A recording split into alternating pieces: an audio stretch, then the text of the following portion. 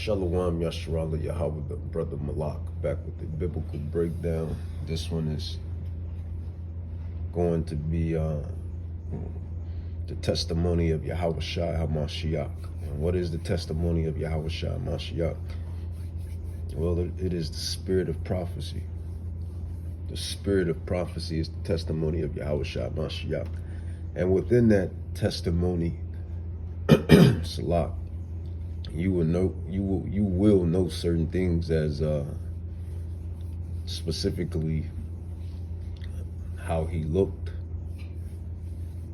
how he acted, what he stood for, what he stands for, and what he's coming back to do. That is the true testimony of Yahawahsha. No, he's not a stringy hair Caucasian man, or more biblical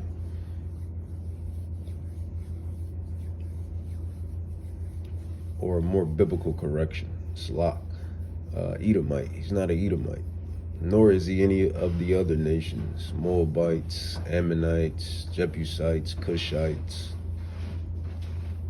Hivites, Hamites, Elamites, Ishmaelites. He's none of the other nations. He comes from the stock of Judah and Israel, which is, or which consists of you Israelites, you so-called Negroes, Latinos, Native Indians. So that is the true spirit well, that's the true testimony of Yahawahsha HaMashiach. It's knowing how he looked, knowing how he acted, knowing what he's coming to do, and knowing what he stands for. That is the true testimony. And I may even add his name, the ancient Paleo-Hebrew, the Lashawan Kadash. That is the testimony of Yahawahsha HaMashiach. It says, Revelations chapter 19, verse 10, it says, "And I fell at his feet," and I believe this is John, when the angel appeared. It says, "And I fell at his feet to ship him. And he said unto me, See thou do it not. I am a fellow servant of your brothers that have the testimony of Yahawahsha." It says, worship Yahweh, for the testimony of Yahawahsha is the spirit of prophecy. So all of those things would be the testimony of Yahawahsha. It says, "And I saw heaven open, and behold, a white horse, and he that sat upon him was called Faithful and True in righteousness. He does judge and make war." It says, "His eyes were as a flame of fire, and on his head were the crowns, and he had a name written that no man knew but he himself." It says, "He was clothed with vesture dipped in blood, and his name is called the Word of Yahweh, the Lashawan Kadash," the ancient Paleo-Hebrew. It says, "And the armies which were in heaven followed him," Yahawahsha HaMashiach. It says, "and followed him with white horses, clothed in linen, white and clean." It says, "And out of his mouth goes a sharp sword, that with it he shall smite the nations, and shall rule them with the rod, and he treadeth the winepress." Salah. The fierceness and wrath of Almighty Yahweh. It says, "And he had on his vesture, his clothing, his apparel, and on his thigh a name written, King of Kings and Lord of Lords. And I saw an angel standing in the sun, and he cried with a loud voice, saying to all the fowls that fly in the midst of heaven, Come and gather yourselves together into the supper of the great Yahweh." Because once the flames die off, it's going to be flesh.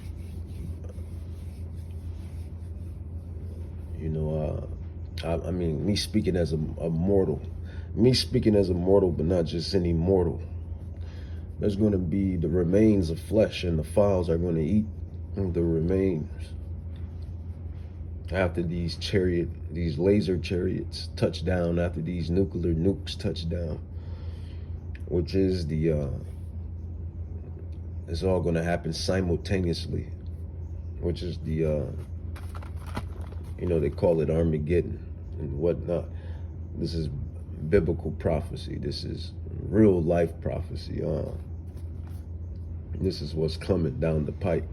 It says Revelations chapter 6 verse 14. It says, and the heaven departed as a scroll when it is rolled together, and every mountain and island were moved out of their places. It says, and the kings of the earth, and the great men, and the rich men, and the chief captains, and the mighty men, and every bondman, and every bondman, and every free man hid themselves in the dens and in the rocks of the mountains, and said to the mountains and rocks, fall on us and hide us from the face of him that sits on the throne. It says, for the great day of his wrath is come, and who shall be able to stand? And that's what's coming, man. That is the testimony of Yahawahsha Mashiach. And those things that I mentioned earlier within this lesson, within this breakdown, within this digital epistle. That is the testimony of Yahawahsha Mashiach. Also knowing, I may do a lesson, another lesson to this. How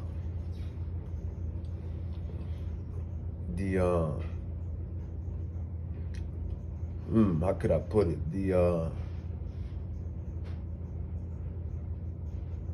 The testimony of Yahawahsha, the things listed or whatnot, or something the Spirit might have me come up with.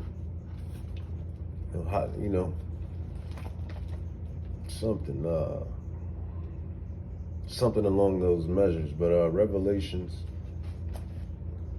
let's go into Isaiah 63.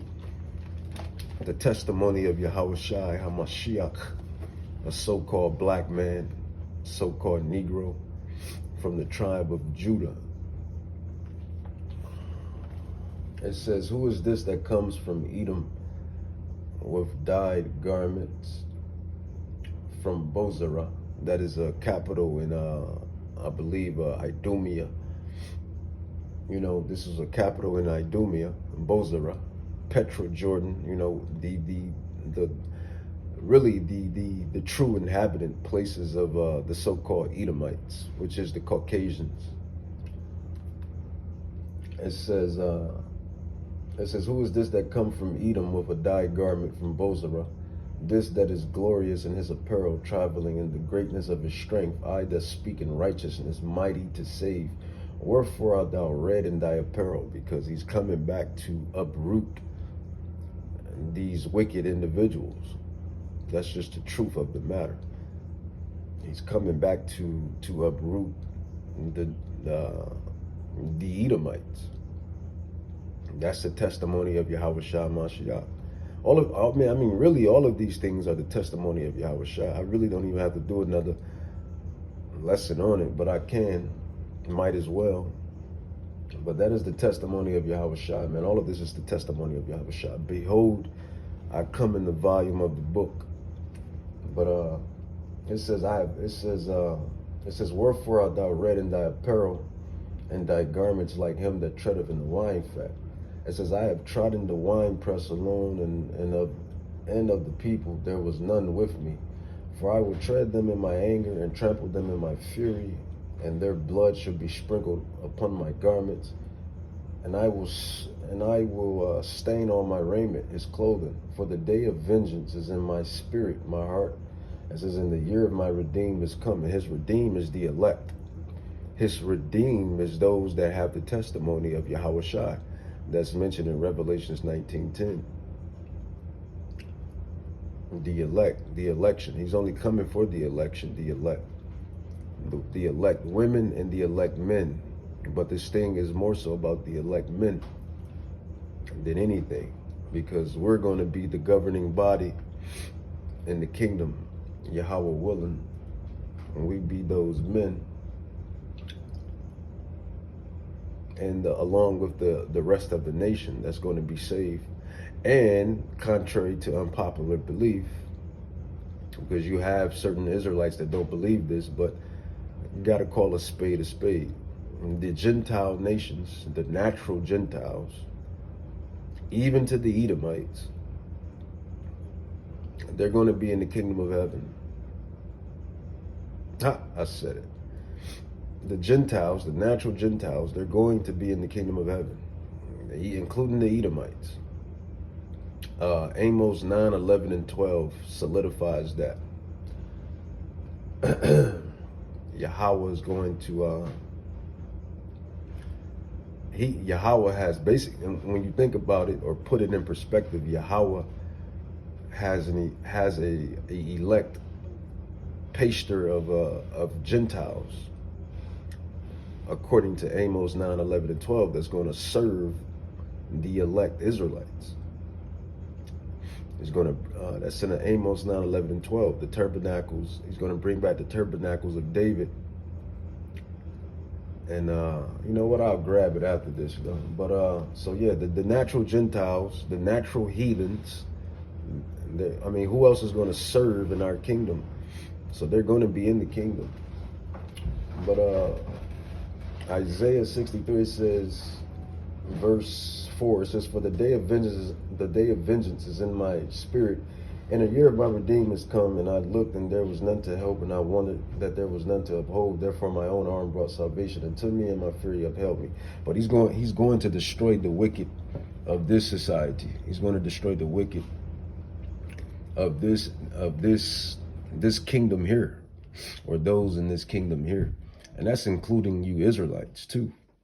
You Israelites, those that don't repent and come back to the testimony of Yahawahsha Mashiach, you're going to be destroyed along with this place as well. So you're going to preach the gospel. You got to preach the full gospel. You got to preach the full truth. And that's the full truth. Amos 9, 11, and 12. Let me grab that just to prove my stance, so you won't think that I'm just making up stuff. Amos, prophet Amos, prophet Amos.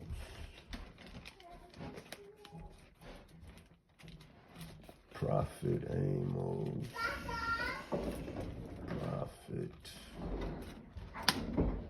Prophet Amos. So just like you have an election, or the elect of the Israelites that's going to be saved and given salvation to rule in the kingdom of heaven with Yahawahsha Mashiach, you have technically a election of natural heathens, Gentiles, that's going to be salvaged. They're going to be salvaged to be servants in the kingdom, in the future kingdom, according to biblical prophecy. Amos 9, 11.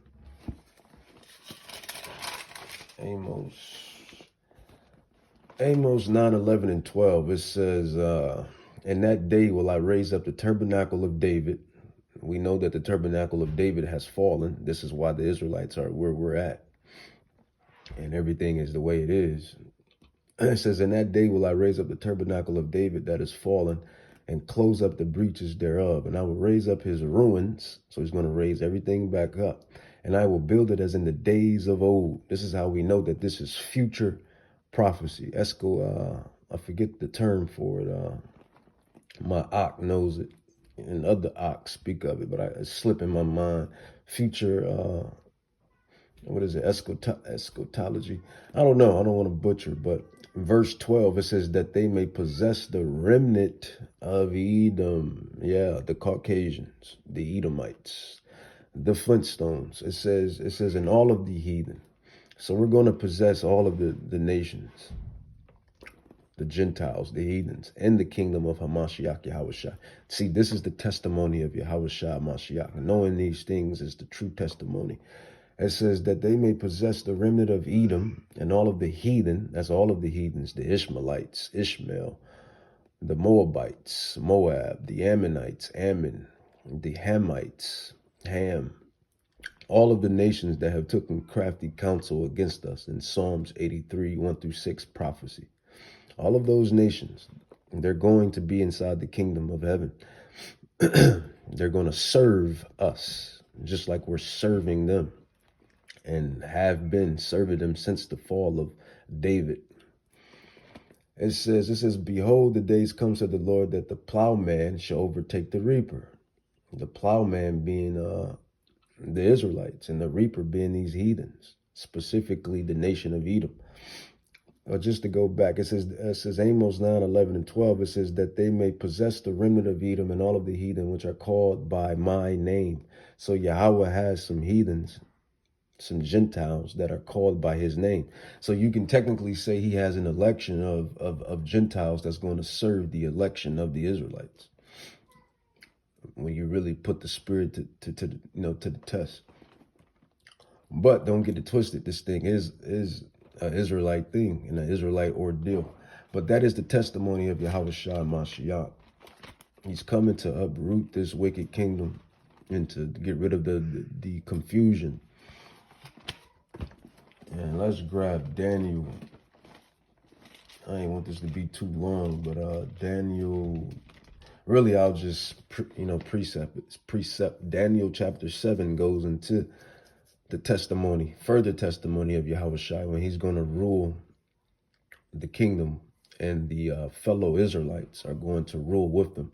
Yahweh willing, we be those men. We be those men with these holy prophecies. Ain't nobody else breaking these holy prophecies down like we're doing. Nobody else know these secrets and these mysteries. So we for the most part, we got to be those men and women coming back in our lot. But this thing is about the Israelite men. For the pastors of my flock are men, the Israelite men, the election. With that, I'm going to say, Call Halam La Yahawah, Bahashem Yahawashi, Bahashem Rakakadash. All glory and praises to the righteous powers that be, the righteous powers that see. Nobody gets away scot-free, man. Not even Esau.